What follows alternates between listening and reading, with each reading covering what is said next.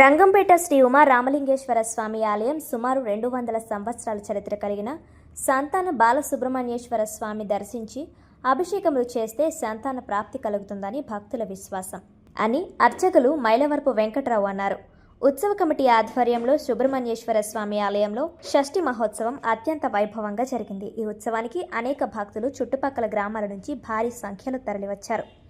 తెల్లవారుజాము నుండి ఆలయ అర్చకులు మైలవరపు నాగేంద్ర కుమార్ బాలసుబ్రహ్మణ్యేశ్వర స్వామికి ప్రత్యేక పూజలు అభిషేకాలు చేశారు.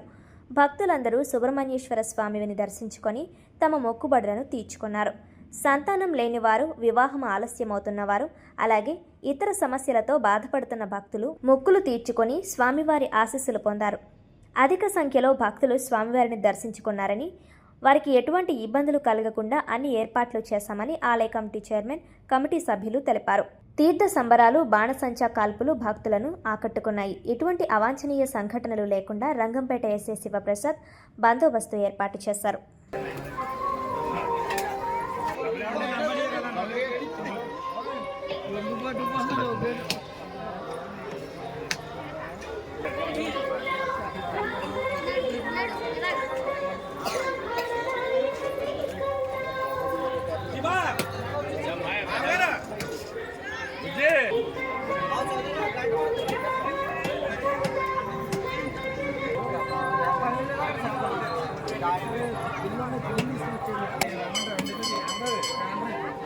బాగున్నారండి.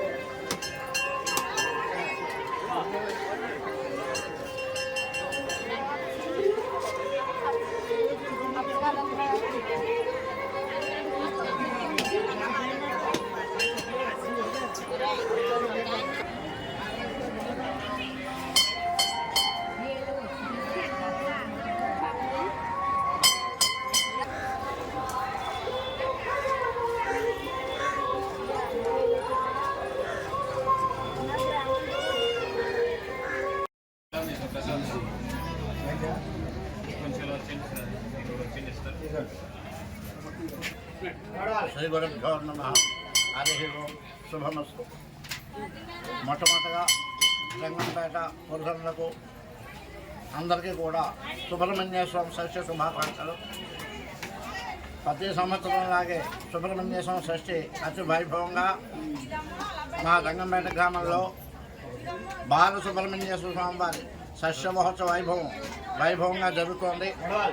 ఇందులో భాగంగా విద్యుత్ అలంకరణతో వైభవంగా భక్తుల సందోహంతో అభిషేకాలు, అర్చనలు, స్వామివారి చేత కార్యక్రమాలు వైభవంగా జరుగుతున్నాయి. అదేవిధంగా మరొక చిన్న మనవి, ప్రమాదమే 160 సంవత్సరాలు పూర్వం నుంచి కూడా ఈ శివాలయము సుబ్రహ్మణ్య స్వామి ఉంది.